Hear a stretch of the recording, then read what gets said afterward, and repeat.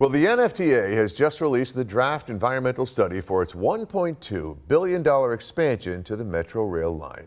If the project moves forward, the rail line would expand all the way to UB's North Campus. 2 on Your Side's Nate Benson has more details tonight. Nate? Yeah, good evening, Scott and Mary Alice. We all know I love a good environmental transportation study, so let's dive into the NFTA's plan for the new Metro rail.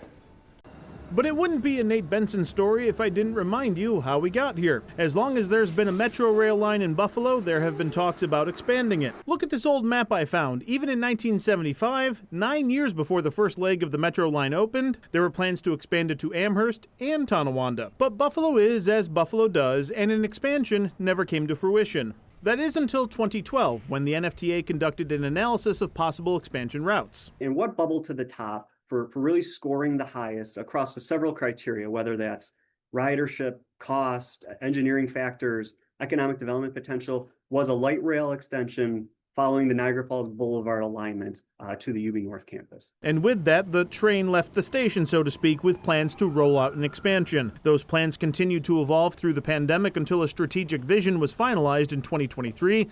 And here we are with a draft environmental impact statement. In a picture-perfect scenario, the NFTA wants to build a 7-mile light rail transit expansion from UB South Campus, up Niagara Falls Boulevard, over to Maple and Sweet Home Roads, through UB North, and end near the 990. 10 new stations would need to be built. A secondary alternative is to build a bus rapid transit system, which would utilize electric buses along the same route.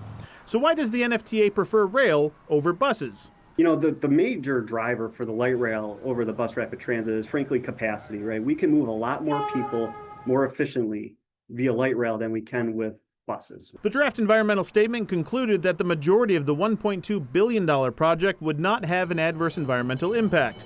However, the report does acknowledge that there will be considerable increases in noise and vibration if the rail option is selected and runs underground through residential neighborhoods. There will also be some traffic impacts during the duration of construction, which could last a decade. While the NFTA expects a robust comment period full of supporters and detractors, it's still a long way to the top for this train to roll to Amherst. We've got a long way to go. I don't want to give anyone the impression that this is happening tomorrow, right? This is the environmental review document.